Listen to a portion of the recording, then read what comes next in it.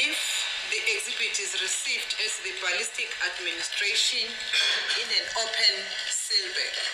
Asithe kukhona ke exhibit efika lapha isesikhwameni kodwa esingavalisisiwe. Can that exhibit be accepted by the ballistic?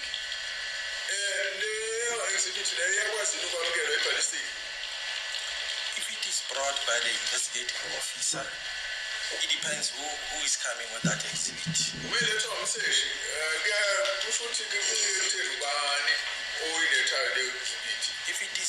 If it comes via the investigating officer or the member of local criminal record center,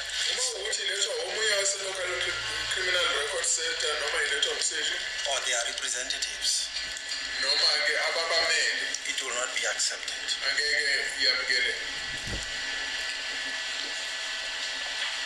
In this case, the firearm that was examined in this case, or the firearm in question here, was booked out by an analyst, and he allocated himself this firearm to do the examination. Is that the procedure at the ballistic unit?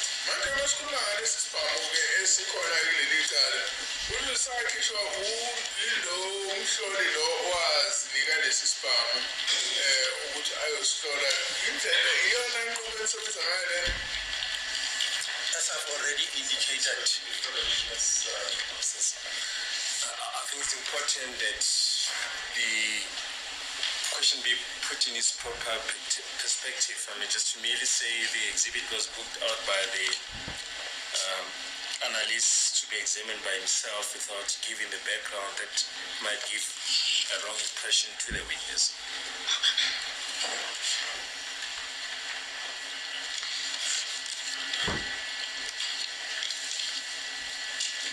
Should we proceed, my lord? Yeah. Thank you. Can you answer my questions? This question, I need to understand under which circumstances was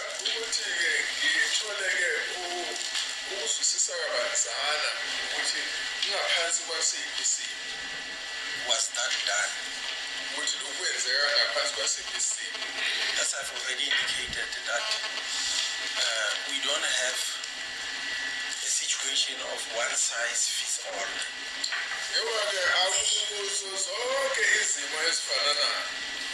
There might be situations or circumstances which call for a deviation from the standard rule.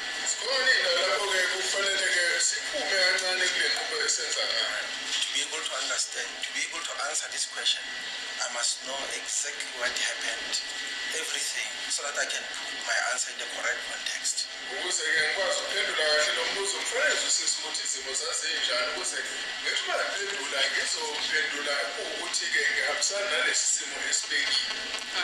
Can you go to exhibit 13C? It's the exhibit of Lieutenant Colonel Mandela.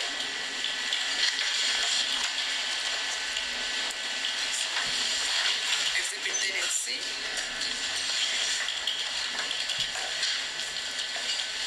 So that you can see the background of my question.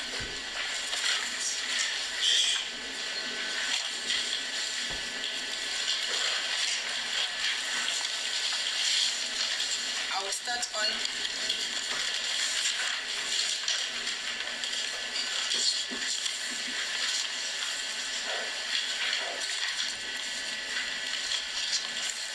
paragraph 3 of exhibit 13C, which says, on Tuesday, 14 July 2020, during the performance of my official duties, I opened a seal bag with number PA 50015411134, marked inter alia, Phosphorus case 636/10/14, found in case file with lab number 217-267-14, Phosphorus case 363/10/2014, containing the following exhibits.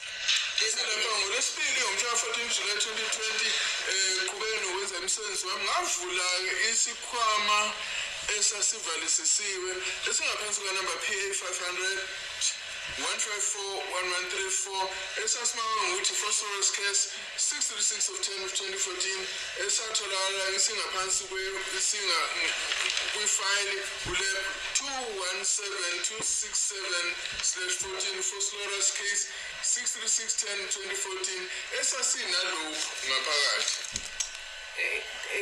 In paragraph 13, those are the exhibits as you see. The test bullets, one fired caliber bullet marked 21726/1482, and then the rest is the test cartridge.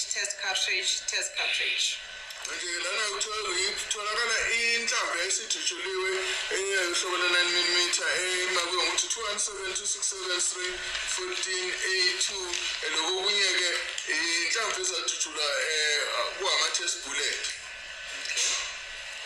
And then on the same day, he also received the exhibits as referred to in paragraph 4. Ngalo-ke lolo suku wathola esinye isikhwama ekukhulunywa ngaso lapha phansi kwa-paragraph 4, which is the fired test cartridge and 2 fired caliber test bullets marked 3690B1 and 3690B2. Ngithetha lapho ama-cartridge ayedutsholiwe futhi-ke nezinhlamvu ezimbili ezimakwe ngokuthi 3690B1 or 3690B2. So in short, he received these exhibits mentioned in paragraph 3 and 4 respectively on the 14th of July. Kushukuthi ngamafuphi-ke wathola-ke lokho okhulunywa ngawo ku-paragraph 3 no-paragraph 4 ngomhla ka-14 kuJulayi 2020. And examined those exhibits and made his findings in paragraph 6. Kushukuthi-ke waseke wahlola-ke le ma-exhibit awathola waseke bhala umbiko wakhe ngaphansi kuka-paragraph 6. And in paragraph 6, in his findings, he says in 6.1, there is sufficient class characteristics, but insufficient individual characteristics markings transferred to this bullet by firearm component during the firing process, which could be due to the difference in bullet material. As a result, I took a decision to obtain additional test of the same material as the exhibit bullet. Uthi-ke lana-ke umesebika-ke ku-6.1 uthi-ke kukhona ama-class characteristics alingene kodwa ama-individual characteristics awalingene adluliselwa kulezi nhlamvu yilesi sibhamu ngalesikhathi sidutshulwa kungenza ukuthi-ke mhlambe-ke kulethwa ukuthi-ke izinhlamvu lezi zakhiwe ngensimbi ehlukile. And ngakho-ke ngathatha isinqumo sokuthi ngiyothola ngiyohlola ngezinye iy'nhlamvu ezenziwe ngale nsimbi eyenze inhlamvu le ye-exhibit kusho ukuthi ethola endaweni yesigameko. That's the background I'm giving you. Ngizama ukuchazela ukuthi ngisukaphi ngalokhu. I hear that. Okay. And then after these findings were made on or about the 14th of July, at that time, the firearm mentioned in paragraph 7 had not been received at the laboratory. Ethi-ke njengoba sekwenzeka-ke lukwahlolwa ngomhla 14 kuJulayi lesibhamu ekhulunywa ngaso ku-paragraph 7 sesingakatholakali elaboratory.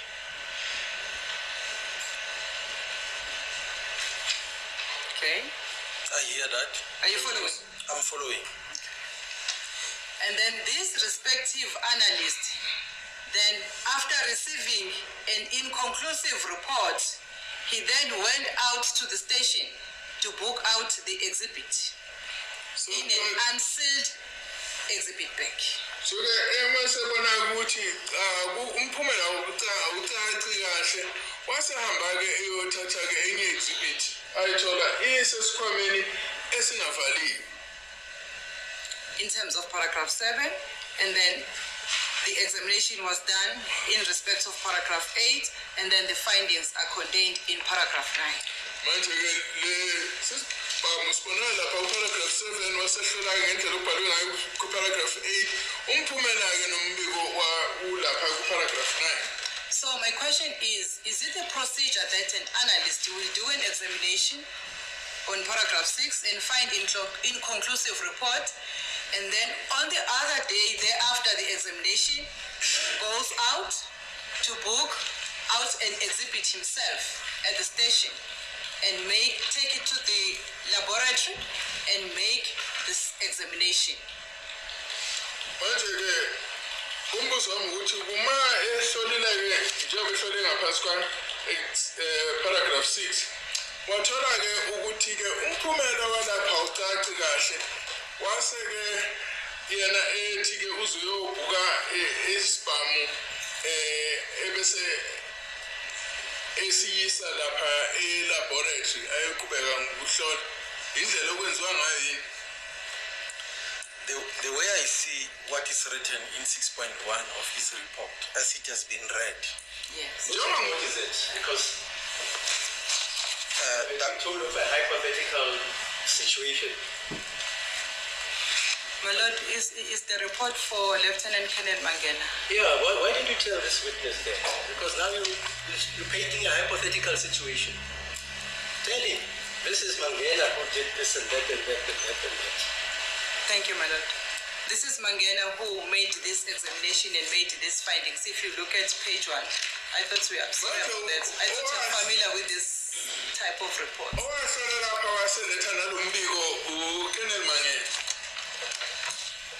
Yeah, when I see the finding in court exhibit 13, see, that is 6.1 of Mangena's report. The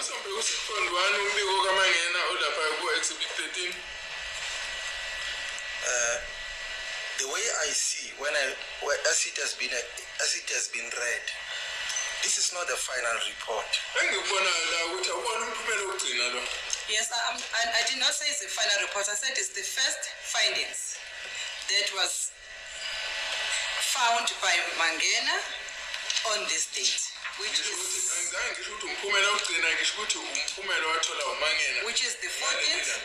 the 14th of July 2020.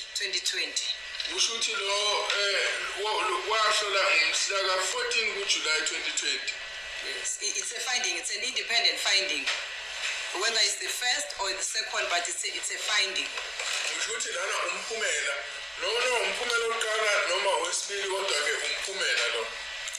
I disagree, my lord, that what is stated in 6.1 is a finding.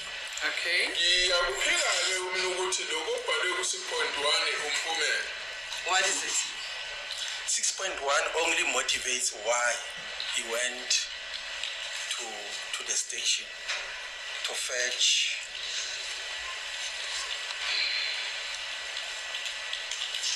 it only motivates why he had to fire additional tests.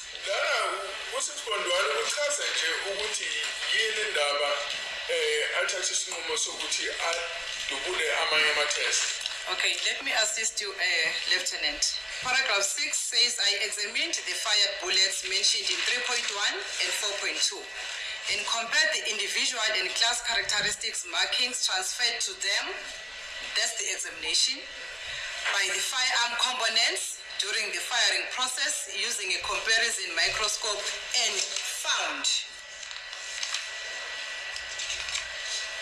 That's a finding. I still maintain that this is just the explanation from what I see. Okay. It is just the explanation why he had to test, to produce additional tests. Okay. The finding of everything that he has done is in paragraph 9. That is the finding. Njengokuzwa ukuthi yena uthi ngathola lokhu emva ukuthi ngihlole ngaphansi kweMicrosoft bese chaza ukuthi lana kunika nje incazelo ukuthi yini indaba kwangapho uqala ukuthi ngiyothola ezinye inhlamvu engingahlola ngazo ngoba umbiko wona umbiko ophelele umbiko olapha ngaphansi kwa paragraph 9. The ballistic report cannot have two findings with respect to the same thing. I-ballistic report ayikwazi ukuba nomphumela emibili.